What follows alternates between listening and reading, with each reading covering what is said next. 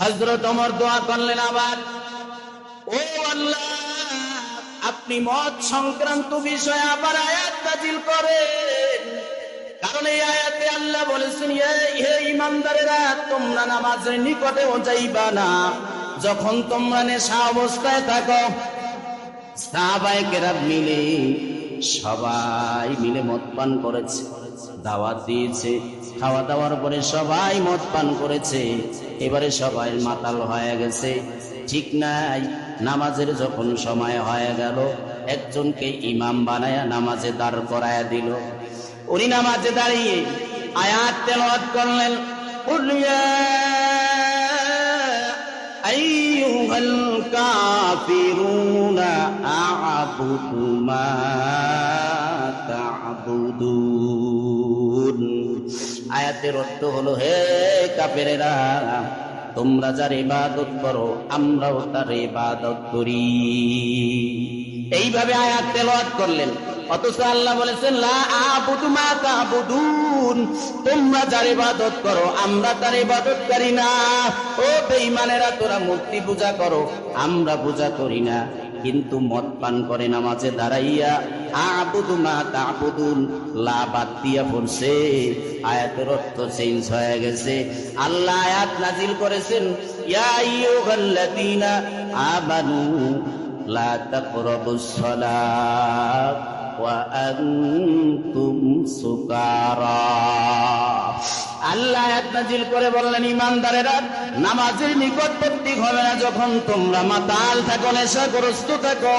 হযরত ওমরের অন্তর প্রশান্ত হয় নাই। আবার আল্লাহর কাছে দোয়া করলেন, ও আল্লাহ, আবার আপনি আয়াত নাজিল করেন। মদের ব্যাপারে এখনো অন্তর প্রশান্ত হয় নাই। আল্লাহ আবার আয়াত নাজিল করলেন। সূরাতুল মায়েদার 90 নম্বর আয়াতে আল্লাহ বলেন, ইয়া আইয়ুহাল্লাযীনা আমানু ইন্নামাল খামরু ওয়াল মাইসিরু ওয়াল আনসাব ওয়াল আজলামু রিজসুম মিন আমালিশ শাইতান।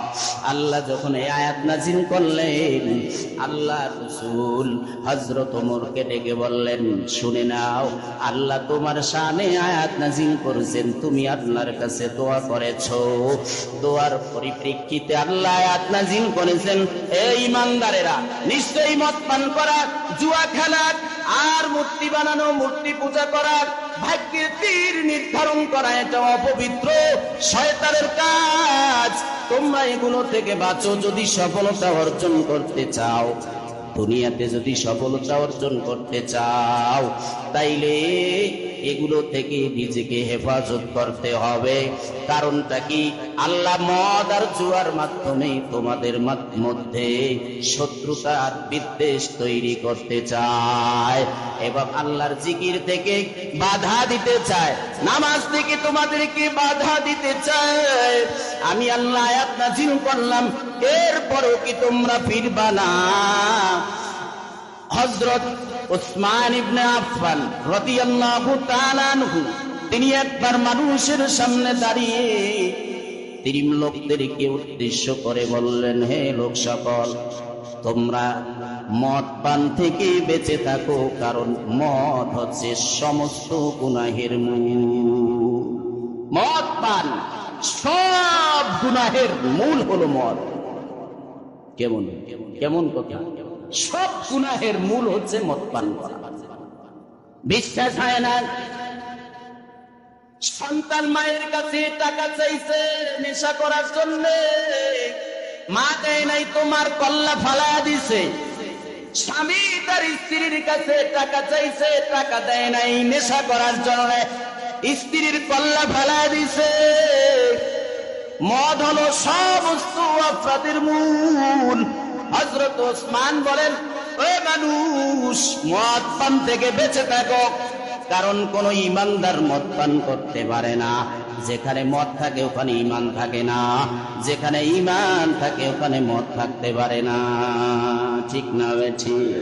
আগের জমানায় একজন বুজুর্গ, মানুষের সাথে তেমন ওঠা বসা নাই, গোপনে বসে বসে ইবাদতে দিন কাটায়। ওই বুজুর্গ আল্লাহওয়ালার উপরে এক দুশ্চরিত্রা নারীর নজর পড়ে গেছে। নজর পড়ে গেছে যে সার্বক্ষণিক সব সময় বেবিচারে লিপ্ত থাকে, এমন একজন নারীর নজর পড়ছে। ওই বুজুর্গ আল্লাহওয়ালা যে সব সময় ইবাদতে কাটায়। এবারে বেবিচারিনী নারী একজন দাসীকে পাঠায় দিচ্ছে, যা ওই যুবকের কাছে গিয়া বলো আমার কথা, একটা বিষয় তাকে দেখানোর জন্য অথবা একটা বিষয়ে সাক্ষী দেওয়ার জন্য এই যুবককে আমার দরকার। তার কাছে গিয়ে তুমি আওয়াজ দিয়ে দাও, তাকে নিয়ে আসো। ফন্দি করে বেবিচারিনী নারী তার বিশেষ চাকরানিকে পাঠায় দিছে, গিয়ে আওয়াজ দিছে, ভাই আপনাকে আমার মনিব ডাকতেছে, আপনি তাড়াতাড়ি আসেন, আপনাকে একটা বিষয় দেখানোর জন্য সে ডাকতেছে।